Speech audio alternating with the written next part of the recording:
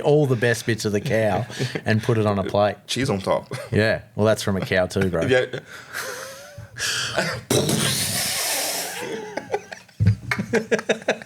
Special edition, under-seasoned. We have our first ever guest, Adriano from BRZ Food. Or you can call me Jay from South America. Brazilian J. Brazilian Jay. It sounds like a bit of a beauty special, mate. You go to the salon and ask for a Brazilian J. But anyway, we've got heaps to get through. Let's fucking go. Let's make it happen. That's you. If you don't know me, I'm Adriano, born and raised in Brazil, moved to Australia 18 years ago. I love my barbecue, South American barbecue, and kind of that sort of journey took me to Meatstock and create a great family in the barbecue scene. Now I'm trying to demonstrate a little bit more about South American barbecue, especially Brazilian barbecue. So we have the Brazilian tour. We do a lot of tours back and forward and show a little bit of my passion from my country.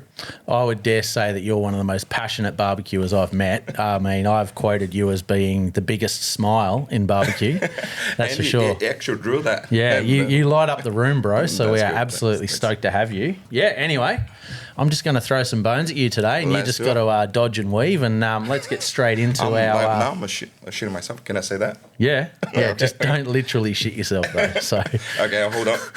Okay, here we are. This is our favourite segment. We start it off every week. This is our fuck up of the week. Yep. What do you think of this? Beware of falling smoker doors.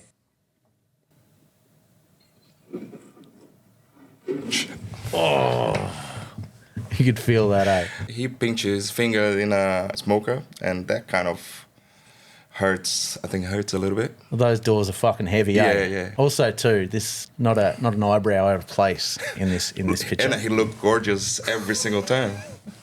Tell me more about this one, mate. Oh, that's a very, very fast food. What a jerk. That looks to me like a Jamaican jerk truck that is absolutely... I've heard of driverless cars, but driverless food trailers. That's the next level. It's going to be the next level. But yeah, Jamaican jerk truck by the looks of things. I mean, hot and fast food, whatever you want to say. All together. Yeah. I just hope that it made it to wherever it was going unscathed, but yeah, it'll buff out. Yeah.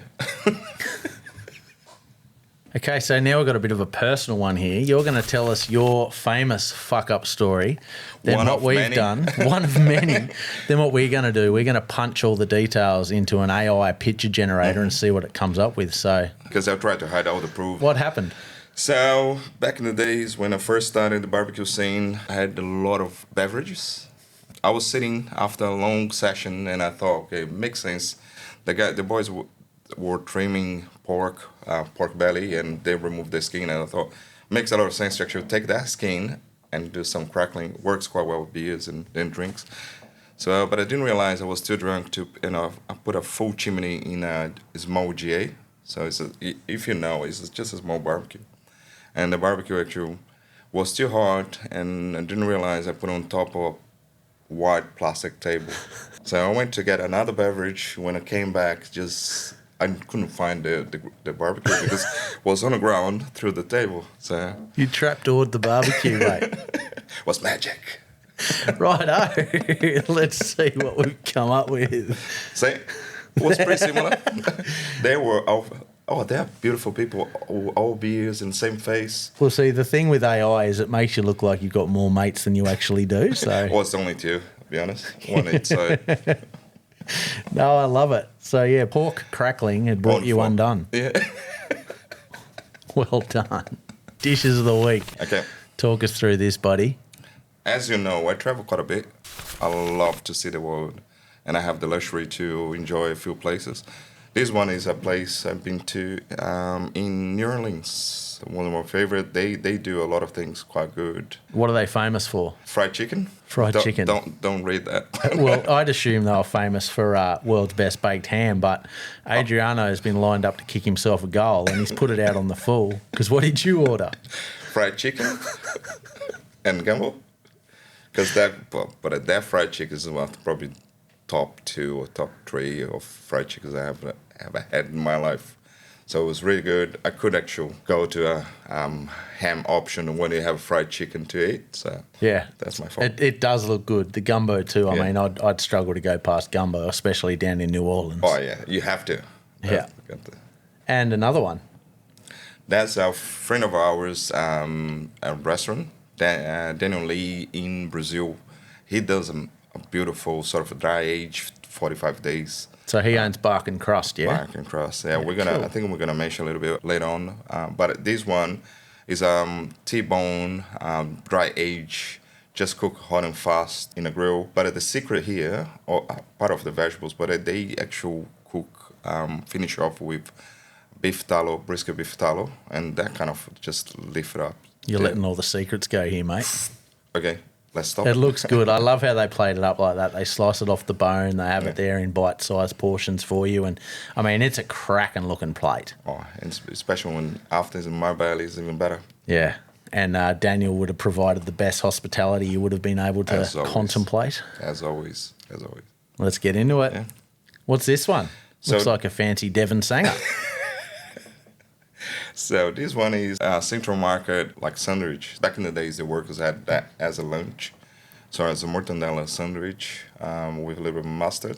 Mustard goes well with anything. So what's mortadella made up of? Lips and assholes? Same recipe of the sausages. Yeah, right. So every time I go back to Brazil, I have to have one. I really like the meat to bread ratio too, and you can tell that crust has got a nice bit of bite to it. Yeah, I really do like that meat to bread ratio. Yeah, that's the right way to eat. It is. Righto, video of the week. This is one you've supplied with us. Let us know what's happening in here, buddy. This one is a friend of ours in Brazil. He's part of the barbecue community. He's a well-known. So Thiago from Raid of Defumados, or Rei dos Defumados. The one thing I love about this is a typical Brazilian restaurant. So we have full access, not just the restaurant, the footpath or the streets. Like you just go and if you have to do, you have to do. So Sounds like a council nightmare over here. You get your ass kicked for having a sandwich board on the footpath. so you can see the difference. Yeah. Yeah, so this guy is cooking on the streets, car park, and that's it. And he won Meatstock too, yeah? Yeah, he won, I think, one of the Meatstock. So if I'm not mistaken, it was before Meatstock. So it was the Pitmaster. They have their own ABA over there called Pitmaster Brazil. And he won, I think, the first competition. Amazing. We'll love it. Okay, this is going to be a bucket list thing for some people here, I reckon. Talk us through. Even me. Even you. Yeah, Have you been to all these? No. So I'm trying to push see if someone invite me. So just let you know. Put it out there. He's a size 13A on international flights to Brazil if you're looking for a Christmas gift. I'll take it. So what's this one? So Paleta Atlântica is one festival in South Brazil. So they do on the beach. So the whole idea is back in 2017, three mates, they thought, okay, let's cook on the beach as we do here in Australia as well. And they said, oh, let's find out who's the best. Paleta is lamb shoulder. So they cook lamb shoulder and say, okay, let's find out who's the best. And then they did that, and the year after they thought, okay, let's invite another mates, couple of friends, and let's expand a little bit more. And that's kind of what happened. And now we can see, I think they expanded a little bit too much. You'd want to hope the weather was going to be pretty good and no king tide, that's for sure. Well, this one's always in our top one. Yeah. Churrascada. is close to our heart, isn't it? This one is very close to my heart because probably was the first time we had a group of Australians, Meatstock, went to Churrascada in 2019, and kind of for me was the first time I see my two worlds colliding. So I have like people, different backgrounds, different places, having fun, enjoyed the whole weekend together. So it was very special for me. It was like the first time you met the in-laws, mate, and everyone got along. Looks amazing. I'm yet to get over there. Yeah. I have had a couple of invites, but, I've always had to decline them, being the responsible father that I am. Yeah, but we have the open doors for you. You know, Mate, I will definitely get there. Here's a couple of the still photos that don't really do it justice. I don't think photos or video will ever do this place justice. Yeah. It's a feast for all the senses. Yeah. The one thing I like about churrascada is it's not just about the meat, but the sides as well. So you have a lot of vegetables, grilled vegetables. So you get a lot of idea from those stations. Well, I can definitely say we in Australia have been inspired particularly by churrascada. I mean, the pork Ferris wheel that made its appearance in New Zealand after a churrascada trip. So it's definitely something to check out. I'm sure we'll probably organise another big group to go over there in the near future. Watch this space. Now the last one, barbecue mix. So that's another one. I haven't had a chance to go yet. So if you're watching, we want to go and check it out. This one got a world record of serves. I think they did an 8-hour session, 52,000 serves. Wow. And they got the title. That you can see is a massive. What city is this in? Goiânia. So it's north of Brazil. It's not a big city, but they are, I think, the capital of like meat. So a lot of farms. So it probably makes sense to have like us in Toowoomba. Yeah. Makes sense to have an event, but not this size. I think it's unbelievable to see. Like you can see that's the stage in the middle, and kind of you can see the dimensions and of the crowd. They'd have a big Scriminators crew there, I reckon. That's some serious activation. Yeah, we need to actually have a chat with Meatstock. They need to lift up the game. Sounds like a lot of extra work for us, mate. Yeah, don't do it. All right, moving on. The top 5 barbecue restaurants in Brazil. This would have been tough for you to knock out 5, bro. Yeah, so I had hard work to actually make sure I picked 5, only 5, because every single corner for me is a good restaurant. Amazing. So especially my house, even better. Your house? That's an invite too, if you're ever in Adriano's hood. Yeah, I'm selling tickets. It's not going to cost much. We'll put the link in the bio down below. So this one is going back to what I said before about our first trip to Brazil. The Betty is a restaurant in São Paulo. It was our first night in Brazil with the same group, the first group. I think the image we had when we walked into the restaurant was amazing. Remember, like the vibe, the colors. Then they have like grills with firebox in the middle, so the fire is just going to the roof, and so I still have that same image now because that was amazing. So kind of for me is the food is amazing and works quite well. I know it tastes. Yeah, you can see. I don't need to say it, but the environment is beautiful. And also too, because those trips to Brazil, especially in the early days, they were a lot influenced by you. So for some guys to have that as their first impression of Brazil, that would have been something special too, right? Yeah, it was a good night. I don't remember much, but it was a good night. That was jet lag, right? Oh yeah, 100%. Fazenda Churrascada. Oh, that is quite good. Fazenda is, if you don't know, is farm. So they create a concept now. Churrascada has not just the farm, that's the restaurant, but they have a ranch. Every time we go to Brazil, we need to stop this place because it's just the thickness of that meat, bro. Yeah, just love right there. Look at that marbling. So good. But they have a butcher shop, bar, and you can even cigars. Like you can spend a long time in the same restaurant. Sounds like the grounds of Alexandria, but for carnivores. Yeah. So we go back every single time because of that sort of setup. You can sit down, and that kind of something we do quite often in Brazil is like the barbecue for us is not a meal, it's like an event. So you sit down, and you need to enjoy. It's a celebration. Correct. Bark and crust. We've been wanting to get this one in there, mate. We love Daniel, and talk us through it. So that was as we mentioned the T-Bone before. That's his restaurant. He's quite good with the grilling. He still have some American barbecue dishes like brisket, but he's trying to do a Brazilian twist. It's just because the flavors are different, salt and pepper.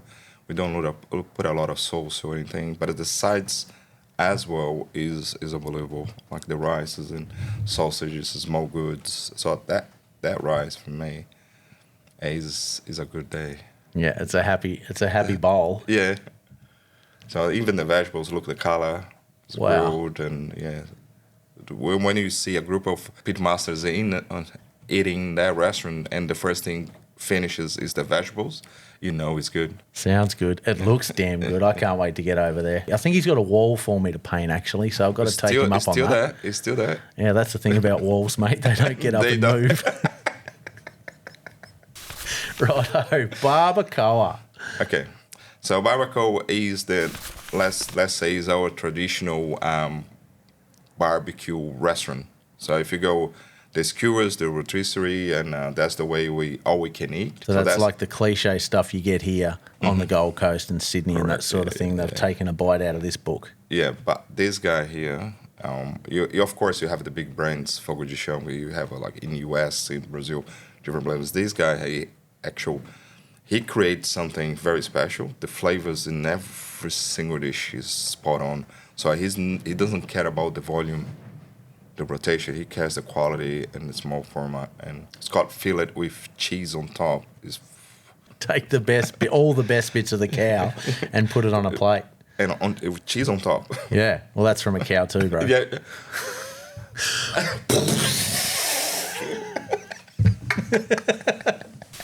Righto, what's this next one? Parador Hampel. I had to mention this guy because he's a really close friend. It's kind of hotel, restaurant, and he's got a small backyard with a little bit of gear. It looks small, bro.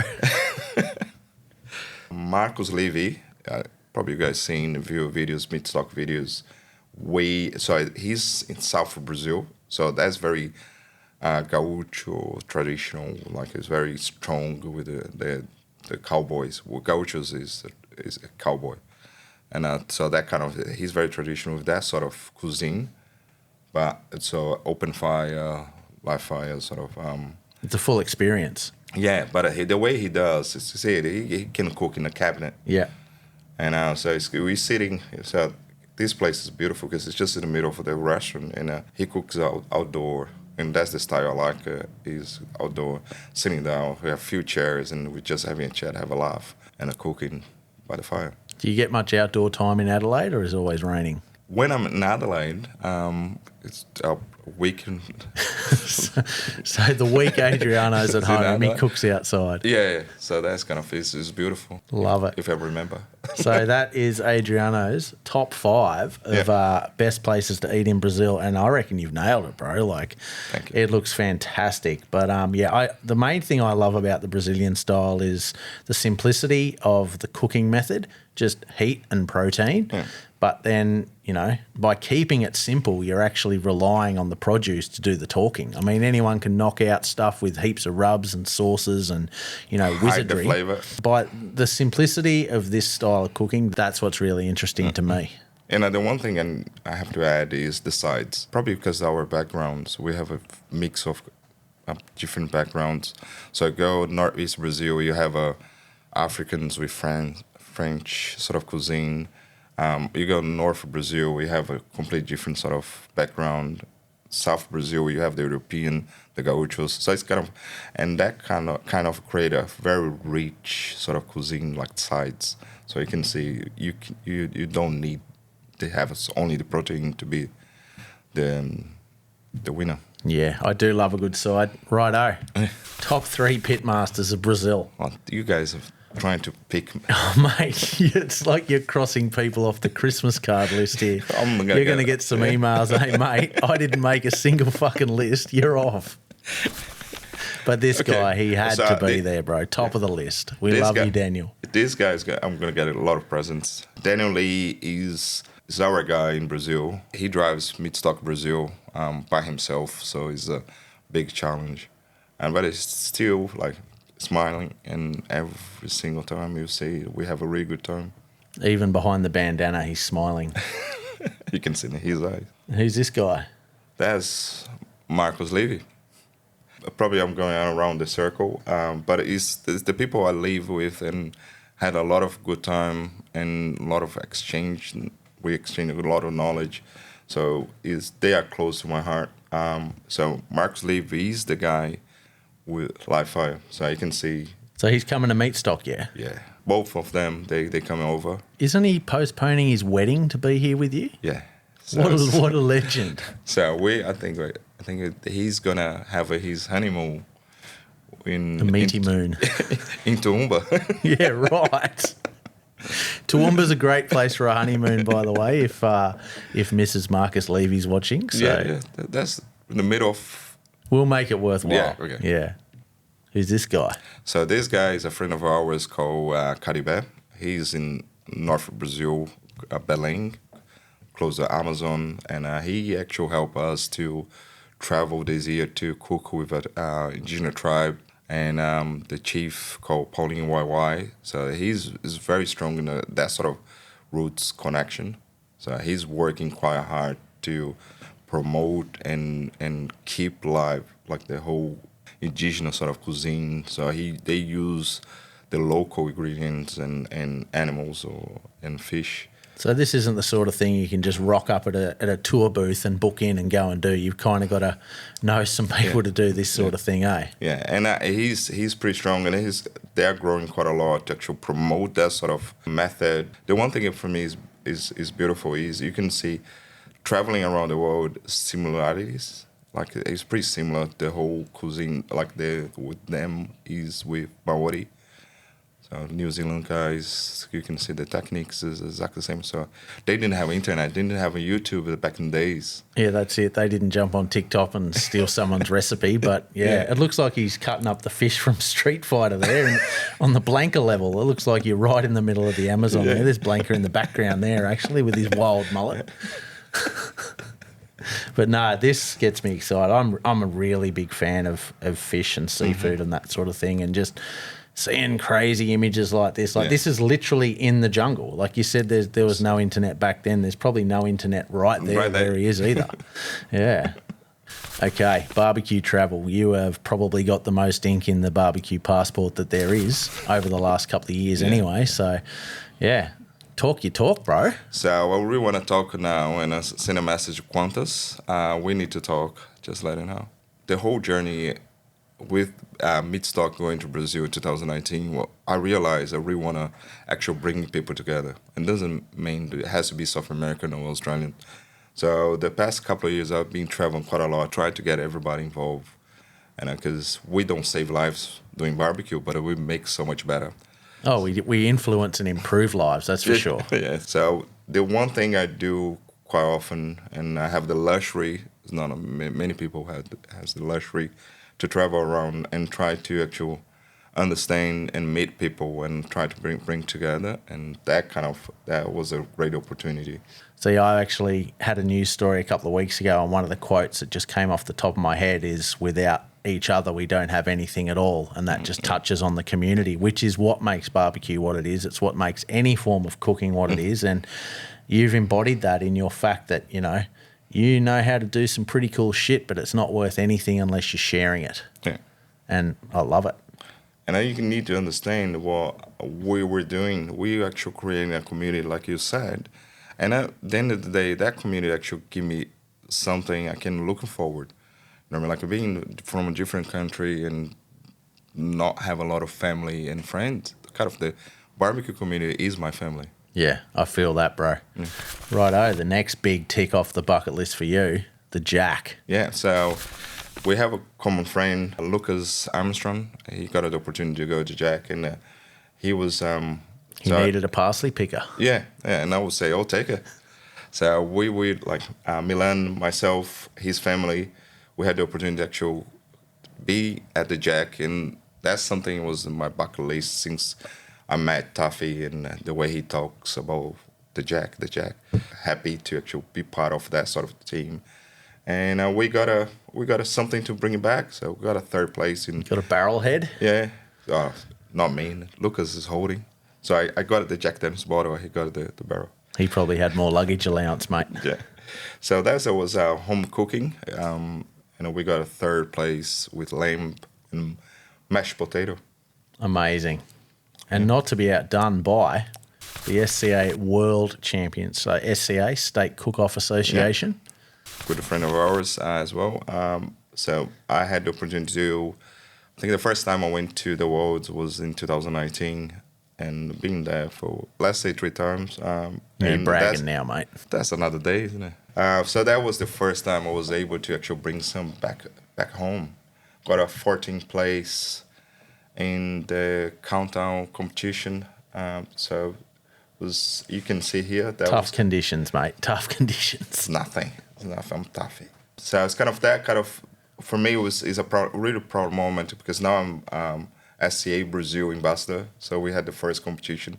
And that was the first time I saw the Brazilian flag. You must be proud, mate. Yeah, You're standing right under it there. Yeah, it's pretty happy. So enough about the past, mate. We're not going to dwell on that. Let's talk about the future. What's coming up? So we have a small area at Meatstock now. Nah, it's going to be big. It's going to be awesome. We're talking about the travel journey, seeing a lot of people around, meet a lot of people in that sort of journey. Now we are Look Moonshine. We are bringing our friends to cook together. So that's the whole concept of Fire Kitchen. So we're gonna have and Jared as well in New Zealand. That's the second year he's doing that. So I think Jared's gonna do his bit in the year, and we're gonna go to Umba, Bendigo, and Sydney. So we have all the pitmasters, Americans, Canadians, Brazilians, and we're gonna try, and even the people from the UK, and we're gonna try to actually bring out together and just serve what we love, and then we can share. And these are only through the VIP ticket option too, aren't they? It's an added extra for your Meatstock experience. But I tell you what, mate, I'd be jumping all over that. So, because think about it, is 5 serves. You can have a taste for different sort of backgrounds in one ticket, because you don't want to have a full dish, full meal from one person and say, wait a minute, that's it. It's hard for me to actually have another meal. So you have it's just a taster, and It's almost like barbecue tapas. I like that. Yeah. Let's write down that one. Okay, let's go on the menu. What do you got going on for us today, mate? I'm too lazy. I'm not going to do anything special. But for me, it's very special. So the one thing we're doing quite a lot at home, I realized after a while we had a few bottles of mayo and chilies in the fridge. So now I'm getting a standard sort of mayo and mix it up with my dry rubs, and kind of works quite well. So with the gringo, it's the only one I add a little bit of water to hydrate back again the herbs, but everything else, and we can try here. That's the lamb rub. So we get, normally I put a cup of standard mayo, or a little bit more, a little bit less. Yeah, we don't measure here, mate. And it's just the mayo, the sound. It's just like that. Fart noises will never get old. We're just kids. I use 1 cup. I use 2 tablespoons, so it's pretty simple. Once again, we don't really measure. It's just It's just whatever love. your taste preference is. Yeah, and adjust. And that's it. Have a look at this. I'm actually going to dive into some of these chippies, mate. Chippies is my family recipe. If you notice, I didn't buy them. I'm going to go this one. This is for seafood. That's so good. So the lamb from me, lamb and gringo is kind of. So the reason I love it is because in my house, burger nights are few and far between, and every time I go to get the chipotle aioli or something out, it's probably gone out of date. So if you've got just standard mayo, add your rub, you can change it up every time. And you have something new every single time you're cooking a burger or anything like seafood. I love it, mate. It's a hack. It's not a recipe, it's a hack. Yeah. I love it. Righto, let's finish up the Encore. Okay. Tell me a little bit. I don't know what it's going. Tell me a little bit about this. This is where we show a photo with no context. We haven't seen it. We make it up. Ready, set, go. Okay, so that's one thing we all love here is tacos. Tacos is good. That's kind of we are close to the end of the year, so I want to say to everyone, Merry Christmas. Merry Christmas. Oh, oh, oh. Ho, ho, ho. And on that note, let's get out of here. And I've just noticed something. This can be the start of our next show. This is the fuck up of the week. We're not over-seasoned at all. This is fucking under-seasoned, bro. Anyway, Have a good one, guys, and we'll see you next Tuesday. I love it.